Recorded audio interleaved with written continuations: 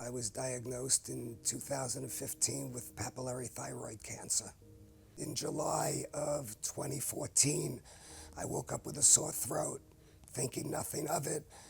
That symptom continued for a number of weeks. I started to see doctors to find out what was wrong. I ended up seeing 7 doctors before it was finally diagnosed as thyroid cancer.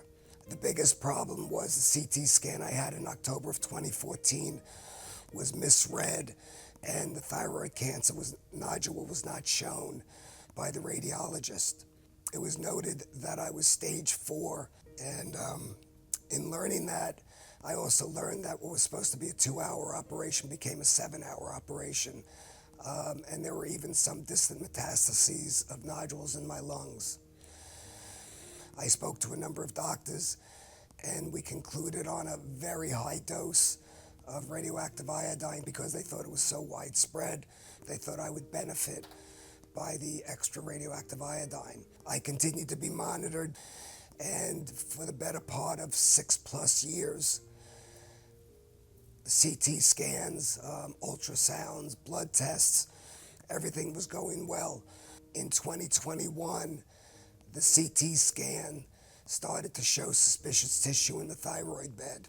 I had surgery in May of 22, which was a very extensive surgery. The surgery, again, was about a 7-hour operation, and based on the pathology reports, we had clean margins all the way around. CT scans were showing all clear. In the middle of December 2022, I was having trouble breathing. When you have no choice, you have no choice. I had no choice with the urgency. I knew I had to be hospitalized. The biopsy had shown a tumor had grown up very aggressively in my tracheoesophageal groove. My original papillary thyroid cancer had mutated to anaplastic thyroid cancer, which is the most aggressive of the 4 kinds of thyroid cancer. I'm a retired triathlete. When I did a triathlon or when I went on a mountain climbing trip, I always knew when it was going to end. The race is X number of miles. The mountaineering trip is 2 weeks. The challenge was not knowing when it was going to end. The team of doctors that I saw recommended at that point that I have targeted therapy. So I was put on 2 targeted therapy drugs. I handled it well. I didn't really have any bad side effects. And those drugs worked so quickly that within 10 days I was able to get out of the hospital and stay on those drugs. But by early August, it was time to start my chemoradiation. That cancer plan came together back in January of 23 and was finished in mid-September of 23, so it was 9 months of treatment. The radiation and chemotherapy and losing all that weight really took a lot out of me. I mean, I was on a feeding tube for quite some time. It was difficult. It was one of the most difficult things I've done in my life. You know, you have to be grateful for all the little things, grateful that, you know, I can get into the car and drive him down there every day. The little stuff that makes it, you know, a little bit easier. The biggest problem with stage 4 is that there's no stage 5.